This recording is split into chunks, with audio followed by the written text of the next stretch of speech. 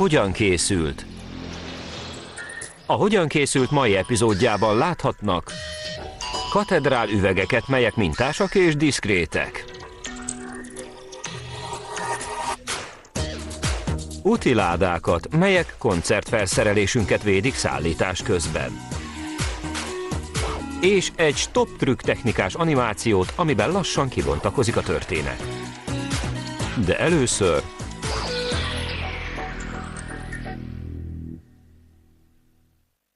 Az ablakokhoz, ajtókhoz és szeparékhoz használt katedrálüveg a helyiség éke. De célja nem csak a dekoráció. A minta rajzolata miatt átlátszatlan és megőrzi a hely intimitását. A fényt beengedi, de a kíváncsi szemeknek nem ad teret.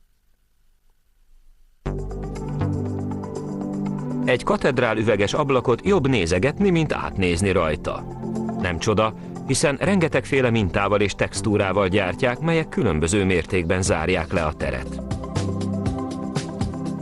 A gyártás lelke az a vésett fémhenger, amely az üveg mintáját adja majd.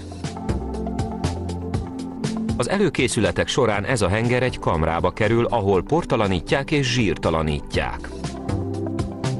Ha a mintátadó felülete megsérült, leborotválják a hibás felső réteget, majd újra gravírozzák.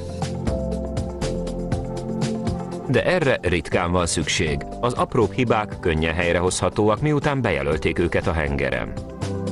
Némelyiket fel sem kell újítani, ezek rögtön mehetnek tovább. Egy munkás polírozószert visz fel a nyomóhengerre. Egy polírozó korong beletörgöli az anyagot a henger felületébe, amitől az visszanyeri csillogását. Eközben az üzem egy másik részében munkások éppen egy-egy sérült hengeren dolgoznak. A javításnak tökéletesnek kell lennie.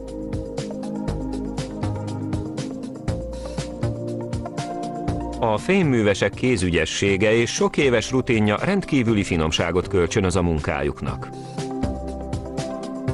De elég egy rossz mozdulat, és az egész minta tönkre mehet. A javítás viszont tökéletes lett. Mindkét henger visszatérhet a gyártósorra. Az üvegtáblák nyers alkotó elemeit hatalmas silókban tárolják. Ezek mind a földből származnak. Homok, mészkő, dolomit, sziksó és nátriumszulfát. Íme egy minta. Az összekevert alapanyagokat futószalag viszi a dübörögve izzó kemencébe.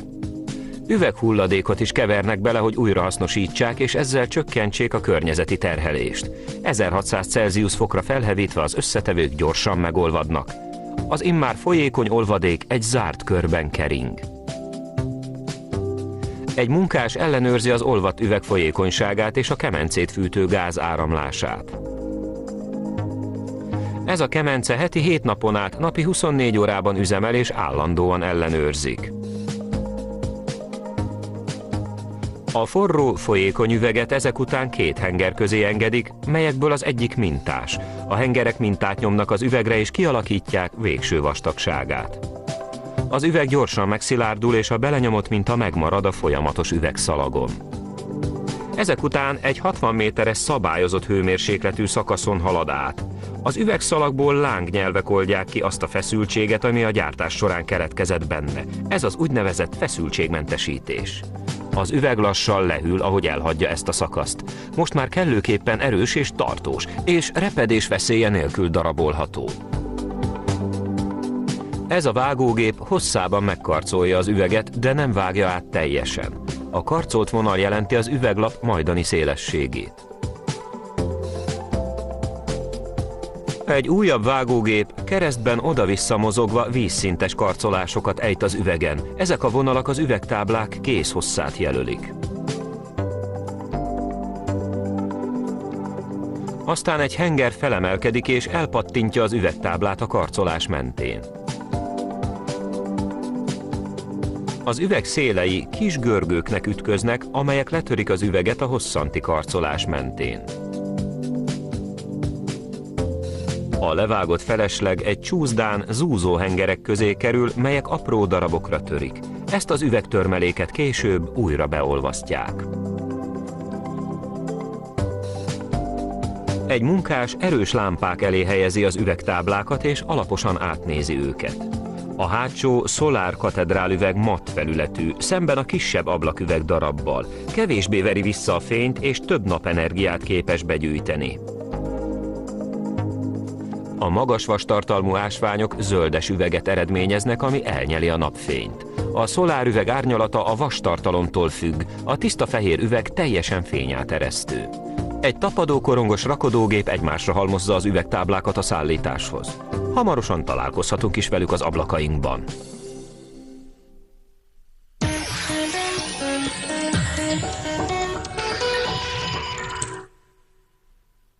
Az utiládákat vagy konténereket kényes felszerelések, mint például hangszerek vagy hangrendszerek szállítására tervezték. Ezek a kerekes ládák kívül kemények, belül viszont puha szivacsbélésűek. Így a felszerelés sértetlenül érkezik meg, és akkor kezdődhet a buli. A szupersztárok rengeteg ilyen szállítóládával turnéznak. Minden egyes ilyen láda egy bizonyos eszköz számára készül, például egy keverőpult számára. A konténer az eszköz méreteire készül. Betáplálják a keverőpult méreteit egy számítógépbe, majd egy háromdimenziós programmal köré terveznek egy virtuális ládát.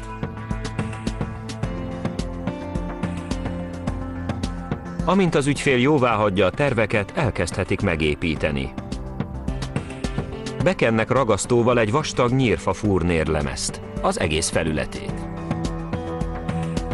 Erre kerül aztán egy hőre lágyuló műanyag lemez. Hozzáigazítják a ragasztóval bekent furnérlap széleihez, majd ráhelyezik. A furnérlapot ezek után áttolják két henger között, melyek kiszorítanak a műanyag lemez alól minden légbuborékot. Majd a lap egy forró présbe kerül, ami aktiválja a ragasztót és rávulkanizálja a műanyaglemezt. Az eredmény egy termoplasztikus műanyaggal laminált furnérlemez. Majd egy számítógép vezérlésű marógép kivágja a laminált falemezből a virtuális térben megtervezett rajzolatot. Ebből a láda külső lapjai lesznek, mindegyik pontosan a keverőpult méretéhez igazítva. A marógép a reteszek és egyéb szerelvények helyét is kialakítja. Egy munkás összeszögeli az utiláda külső szerkezetét. Ideiglenesen tűzőgép pisztollyal rögzíti egymáshoz az elemeket, majd véglegesen egy sajtolt alumínium szegéllyel. Először egy géppel kiukasztja rajta a szegecsek helyét. Majd bevágásokat készít, hogy a sarkoknál meghajlítható legyen. Most már felszerelhető az alumínium szegély. A tökéletes illeszkedés érdekében kézzel hajlítja meg a sarkoknál. A szegély rendezett kinézetet kölcsönöz a ládának és jól összefogja az elemeit. Ezek után a munkás átfúrja a lyukakat a furnérlemezre. Popszegecseket helyez a lyukakba. Ezeknek a szegecseknek van egy behúzó száruk, ezért egy popszegecs húzószerszámmal meghúzva a szegecstest kitölti a furatot és a furnérlemezhez rögzíti a szegélyt. A művelet végén a húzószár letörik és eltávolítható. A ládát immár a fémszegély tartja egyben, és a munkás felszegecseli rá a zárat, majd összerakja a belső vázát. A furnérlemez részeket is számítógépes pontossággal kell kiszabni, hogy megvédjék a keverőpultot. A munkás megerősíti a tartóprofilt egy vastag fatömbbel. Két ilyen profil alkotja a keverőpultot tartó keretet. A profil széles felét megerősíti egy hasonló alakúra vágott furnérddarabbal úgy, hogy összeragasztja és összetűzi a kettőt.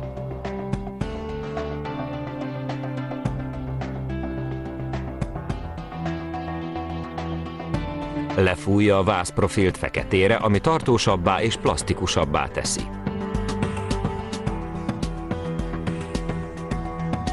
Belepróbálja a profilokat a ládába mindkét oldalon, majd a helyükre csavarozza őket. Egy másik munkás forró ragasztóval ken be nagy szivacstömböket, aztán berakja őket a ládába a helyükre. Ez a belső párnázat kivédi az út összes döccenőjét vagy a színpadépítés közbeni ütközéseket. Még a billentyűzet számára kialakított fakkot is kipárnázza. Aztán belepróbálják a keverőpultot a ládájába. Ennek az utiládának az elkészítése elejétől végéig körülbelül 3 órát vett igénybe, de ki kell tartania a keverőpult élettartamáig, ami attól függ, mennyit zögykölődött útközben. Mikrofonpróba 1, 2. A stop trükkös animációval folytatjuk majd. Világítás, kamera és tessék!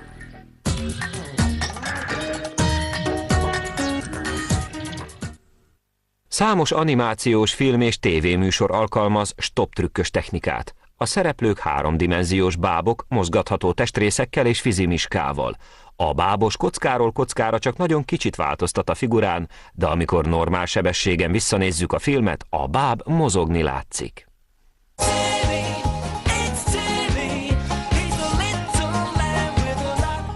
Ahhoz, hogy stop trükk technikával életre keltsünk egy egész mesevilágot, egy hatalmas és tehetséges csapatra van szükségünk. Írókra, rendezőkre, díszlet- és kellékkészítőkre, operatőrökre és persze bábkészítőkre, akik elkészítik, karbantartják és javítják a bábokat. Hogy lássuk, hogyan is működik ez a technika, menjünk vissza ennek a jelenetnek az elejére, aminek főszereplője Timmy és egy piros lufi. A rendező fogja az író forgatókönyvét és a történet minden jelenetét lebontja beállítás sorozatokra. Aztán ez az anyag átkerül a storyboard rajzolóhoz, aki egy táblagépen megrajzol minden egyes beállítást.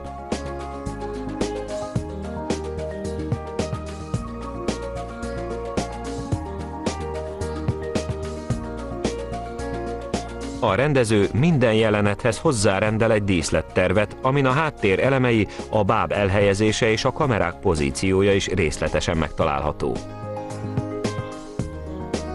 A storyboard rajzoló átküldi a műveit a vágóhoz. A vágó a rendezővel együttműködve a rajzokból mozgástervet készít, még mindig csak rajzolt formában.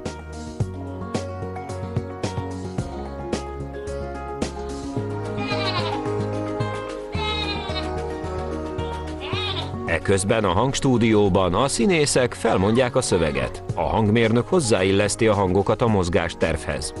A képnek és a hangnak tökéletes szinkronban kell lennie, mert a bábosok ez alapján változtatják a bábok test- és szájmozgását felvételkor.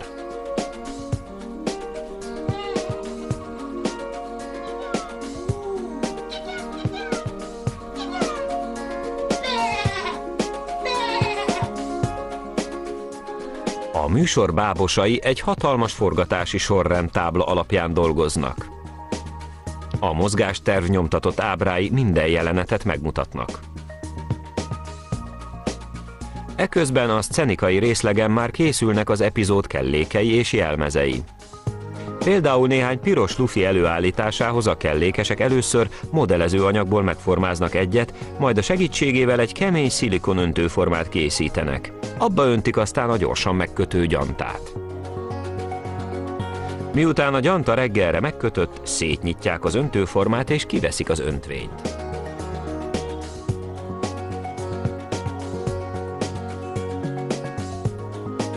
Lyukat fúrnak az aljába.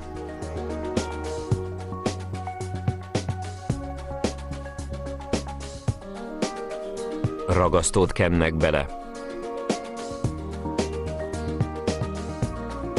Majd egy kis kúp alakú pöcköt dugnak bele, ami szintén gyorsan kötő gyantából készült. Ez lesz a lufi bekötött szája.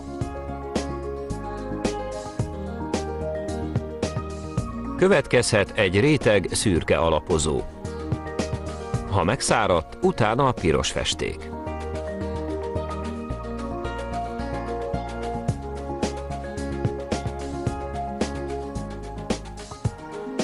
Amikor a festés megszárad, egy újabb apró lyukat fúrnak a lufi aljába, és egy pamutbevonatú részdrótot helyeznek bele. Ez a lufi madzagja.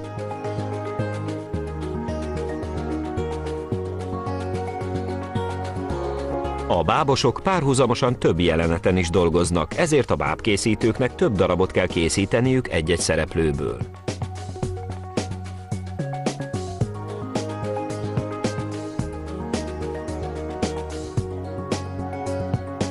Bizonyos testrészek, mint például a kezek és a szárnyak drótvázas szilikonból készülnek. Miután a drótvázat megfelelő alakúra hajtogatta és felvitt rá egy szilikon alapréteget, a bábkészítő belehelyezi a vázat egy kétrészes öntőformába és kiönti azt szilikonnal. Összecsukja az öntőformát és erősen összeszorítja, majd hagyja a szilikont kötni reggelig. A rugalmas drótváz teszi lehetővé, hogy a bábos mozgatni tudja a bábunak ezt a testrészét.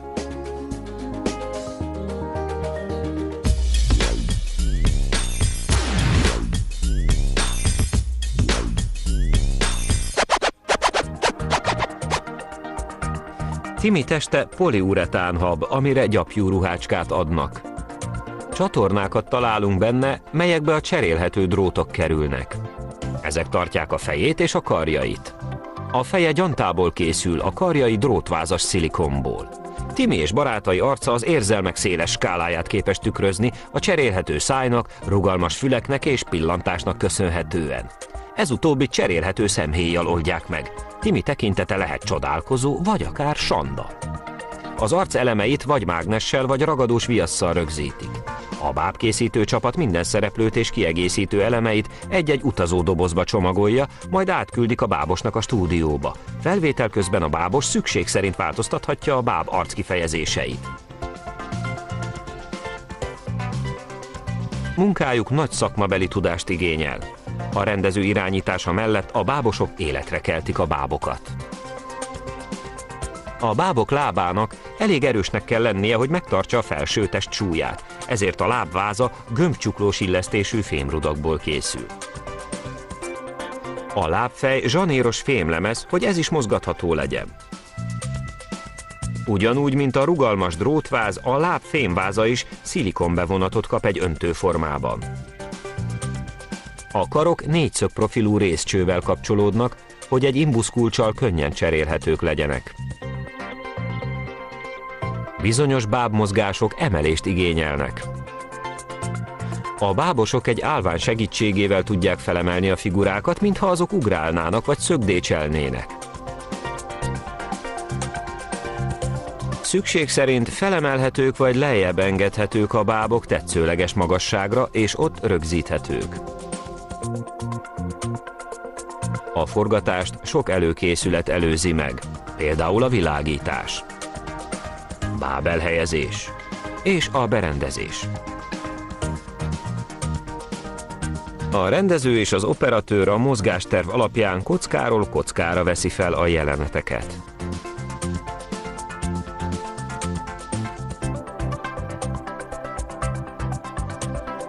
Eközben a díszletesek berendezik a következő hátteret, összegyűjtve a szükséges szcenikai eszközöket.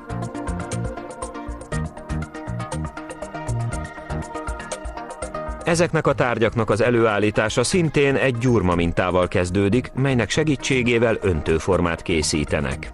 Azzal gyártják le a szükséges darabokat üvegszálból vagy gyorsan kötő gyantából. A kézdarabokat lefestik.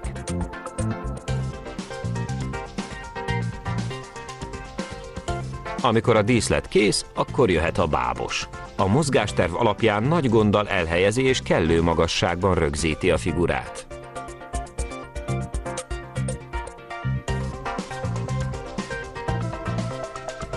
Aztán egy gombnyomással rögzíti ezt a képkockát, illetve lekapja a képet. Aztán tovább mozdítja a bábot, és kicsit változtat a testhelyzetén. És rögzíti a képet. 1 másodpercnyi animáció 25 egymást követő képkockából áll. A bábos igazi művészete abban áll, hogy tudja, hogyan és mennyit változtasson a bábon, hogy az életszerűen mozogjon. A különleges közeli felvételekhez, melyeket a teljes alakos képek közé vágnak majd be, a bábot közvetlenül a kamera elé rögzítik az állványon. Amint felvették a báb mozgás sorát, fogják a hátteret, a díszletről készült felvételt, melyen semmi más nem szerepel, és digitális formában átküldik a szerkesztői szobába, ahol számítógép segítségével eltüntetik a báb állványát a képről. Gyakorlatilag leradírozzák. Ez az úgynevezett szerkesztés. Egy olyan utómunkálat, ami segít a varázslatos látvány megteremtésében.